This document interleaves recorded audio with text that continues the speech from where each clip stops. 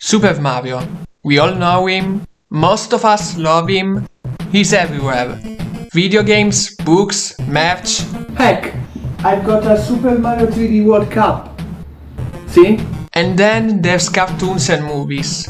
Every Mario fan knows the Dick Entertainment cartoons from the late 80s and early 90s.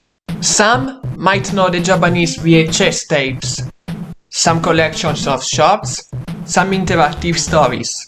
But as for full-length movies, there really aren't many. It wasn't until the late 2010s that we got news of an adaptation of the video game series that not only would be localized outside of its homeland, but also wasn't... yeah. With the release of the Super Mario Galaxy movie, I think now is the perfect time for me to review every official Mario film. All 4 of them. There may not be a lot, but believe me when I tell you that they're so different, ranking them is a journey. On to the list! I apologize in advance to everyone who likes this movie, but man, was it a mess! The first movie, while far from the best game-to-movie adaptation of all time, was a big deal for Illumination standards. While some of their tropes were still there, the Super Mario Bros. Movie was much more enjoyable than their average output. The visuals and soundtrack were amazing, the cast, while not conventional, was not half bad, and while the story could have been more fleshed out, it had a core objective that was decently executed. Now the Super Mario Galaxy movie is basically what I expected the first Illumination Mario movie to be. I have a lot to say about it, but for the sake of not turning this segment longer than it has any right to be, and because a lot of my points have already been said plenty of times, I'll keep it as brief as I can. First of all, the narrative is all over the place. In the 2023 movie, it was about the Mario brothers seeking the approval of their parents. Mario's arc could have used some more work, but as it is, not bad for me. It also helps that we get to the nitty-gritty before the end of the first third. Why am I pointing to such a specific time frame? Because that's what the Mario Galaxy movie did. Peach and Toad don't go to space before that, and it takes a little longer before Mario and Luigi join them. Much like the 2023 movie, there's attempts at fleshing out these characters, but they're kinda just there. Like how Peach wishes she knew more of her life before entering the Mushroom Kingdom, or Bowser struggling between staying on the good side and returning to his evil ways so he can reconnect with his son better. We only get to know a bit more about Peach's backstory when she meets Rosalina and then never again, and while Bowser does maintain some resistance, as soon as his minions cheer him on, he's back to square one. But at least they've given enough screen time for me to say that I still enjoy them, even though Peach is teetering on becoming a little too perfect for my tastes. In the first movie, it was kind of a breath of fresh air to see her be more independent, I suppose. But if that's how Illumination is going to portray her going forward, then they need to give her at least a few flaws. Still though, she's entertaining. Unfortunately, we can't avoid addressing the elephant in the room any longer. And yeah, Rosalina was done dirty. She appears in the very first scene, then when Bowser shows up, she gets captured in a matter of minutes, and is never seen again until the third act, playing the damsel in distress role that Luigi had for most of the 2023 movie. And I get why it was done. We already have Peach as the tough girl of the bunch, and having Rosalina fill that archetype will make the two a bit too similar. But not only does this role make her much more boring, but this means she barely has a presence in her own movie, something the other elements from the Galaxy games implemented in this film also suffer from. The most they do with her character is a scene where it's revealed that she's Peach's older sister, and that she left her in the Mushroom Kingdom when she was a tot. Did her backstory from the games even happen? I don't know.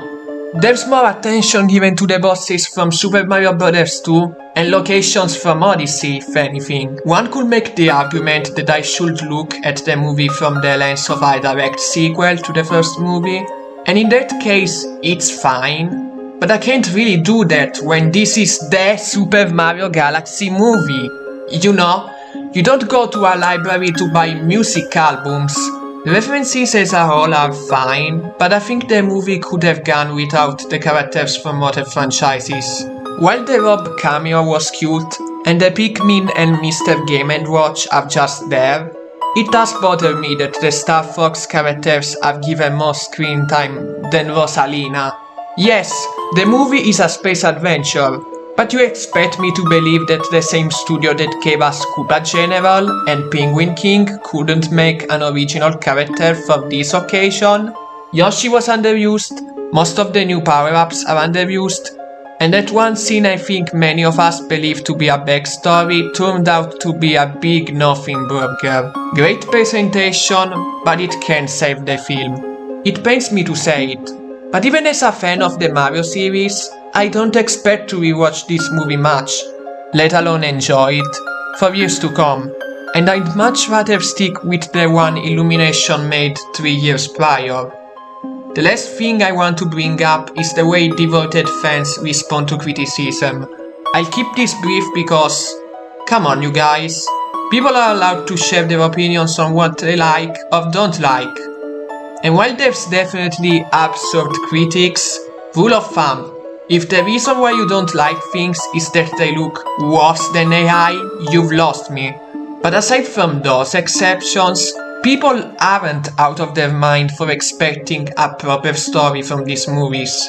Arguing that they're for kids or the fans doesn't work because it implies they don't deserve jack squat, and using the fact it's an Illumination movie as a shield only helps prove me right that they were the wrong studio to adapt these games. I don't want to imagine what they do with a more serious video game series.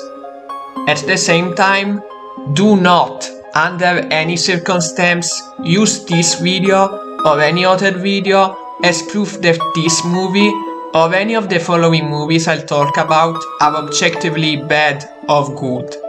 Please behave yourself.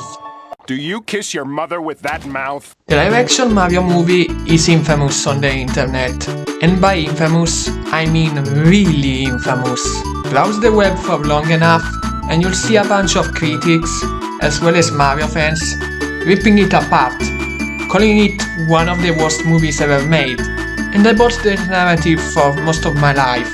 But after hearing other people talking about movies that are far worse, as well as watching some pretty bad ones myself, I started to ask myself if those critics were overblown.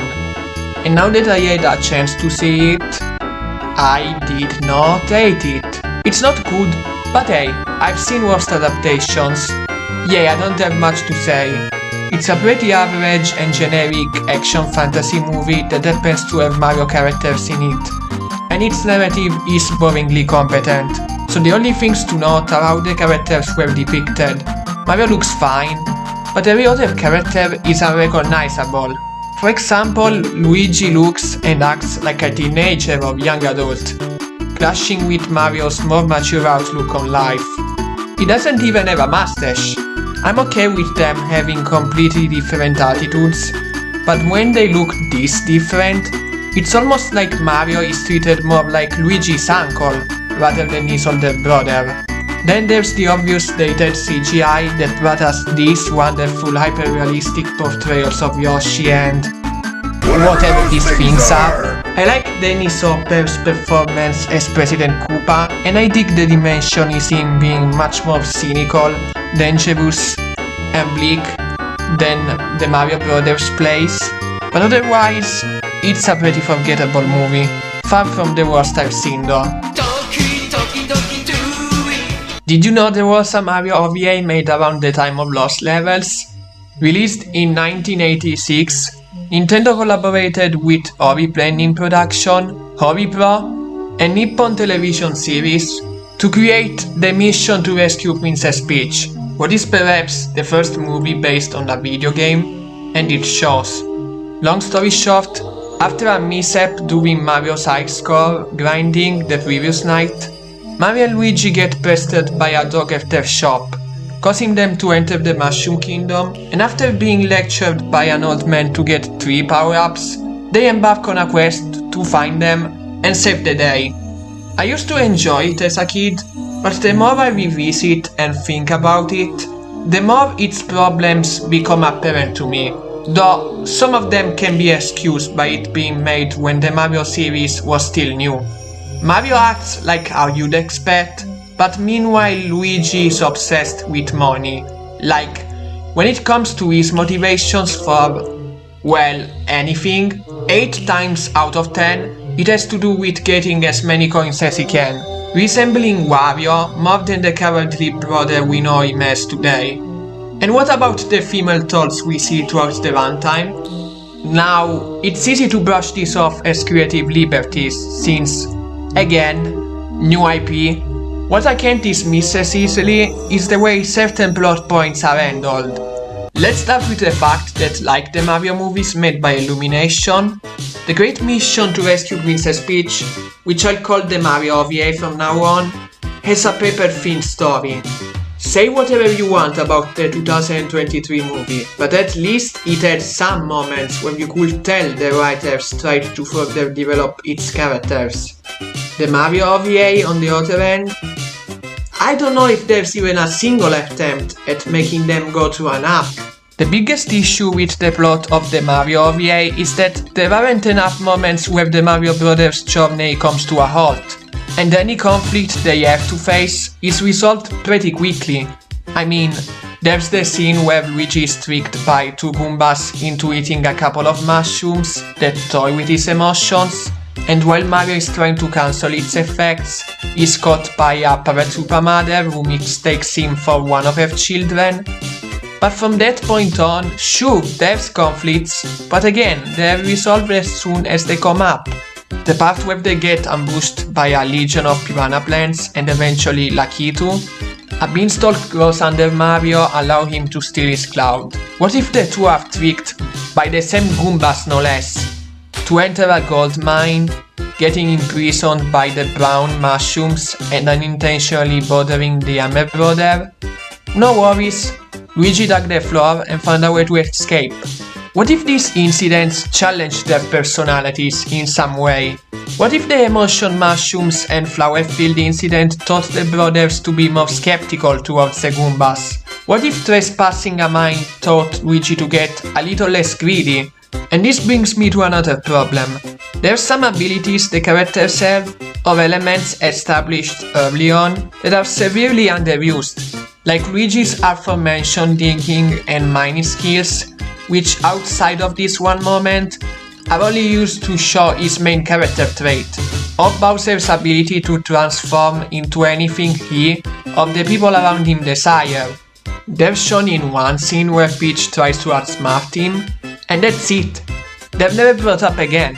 But none of these plot points screamed missed opportunity more than the 3 power-ups themselves.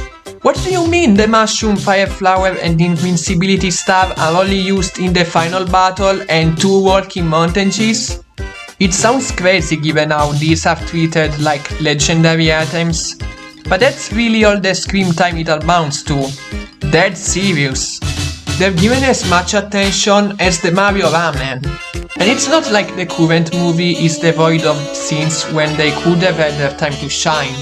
There's one scene where Mario and the dog enter a body of water and have to distract a big claim to get the star power up. Their plan? To make it laugh so the red plumber can get inside of it. Boring.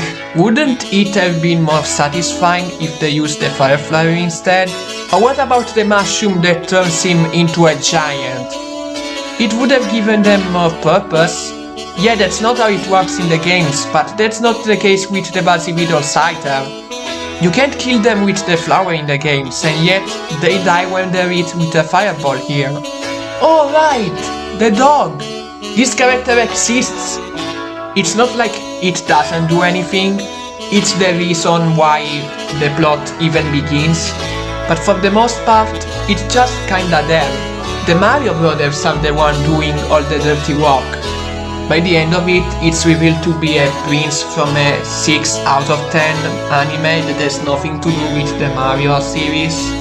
That Bowser transformed into a dog, and so he gets to spend all the time with Peach after the adventure is over. The whole point of this ending is to show that even though Mario did a lot to save Peach, he only really did it because it's the right thing, which already doesn't work given that the prince is given so little screen time, even in its dog form, but also because, no, I want Mario to be with Peach. At the end of the day, I still enjoy this movie and can look past its flaws. Unlike the supermariobrosmovie, the OVA knows what it is and doesn't trick you into thinking it's anything more, though the score is easily the best part. Sure, sometimes it just detracts from the original NES game, but sometimes you're it with a remix or even a musical number. Please check out the musical numbers. And while you're at it, check out the OVA too. It's free to watch on YouTube, and the fan-made English dub by Steven Medina is stellar. Growing up, man, I spent hours of my life stomping Koopas. This section is gonna be pretty short, mainly since I've talked about it in comparison to other movies, but the original Illumination Mario movie is a joy to watch. For the first time since Despicable Me 2, it felt like the company tried, if even by just a little bit. It's got its issues, of course, like the pacing, the characters not meaningfully developing despite being attempts at that, usage of non-relevant pop music instead of remixes made for the movie. You know, things everyone in the animation community said 3 years ago. Also, this is more a me problem, but I found Lumali's role pretty unremarkable, mainly because it's just another case of what if we made an innocent character say not so innocent things, and I just feel indifferent towards his appearance and his generic life sucks dialogue. He wasn't funny, but I also didn't hate him. He could have been removed from the movie and nothing would have changed, but I don't necessarily wish that happened, so there's gotta be something, right? Though, to be positive for a moment, I think the argument that this movie has no story is done in bad faith. Do I think it could have been improved, be it a more complex one? Oh, absolutely. And I do completely understand why some people wouldn't enjoy it, especially those who aren't fans of the IP. That's a valid sentiment, but it works for me. I like how Mario wants to seek the approval of their parents and relatives more than Luigi. I like the fish out of water narrative they do with him when he enters the Mushroom Kingdom. I like Peach being this mentor figure for him. And the gun characters rock. Gosh dang, why didn't they get more screen time? The casting is great. Once you look past the absurdity and the obvious peaks from the games they could have gotten instead, how Charles Martinet is in the movie but not as the characters is voiced for more than 2 decades, it's actually pretty nice. Big shout out to Seth Rogen's Donkey Kong and Jack Black as Bowser. The latter may be up there to compliment, as the Octagon guy is infamous for appearing in a lot of movies for general audiences nowadays, but if anything that shows his talent. Also seeing Martinet playing the brother's father and saying, "That's my boys," is so bittersweet in a post-Wonder world. This was his last contribution to the Mario series, and we didn't even know it. Thank you, Charles Martinet. And thank you Nintendo and Illumination for giving us a Mario movie released worldwide that doesn't suck. I'm still not forgiving you for this travesty. I don't know how to end this video. I never thought I'd get this far.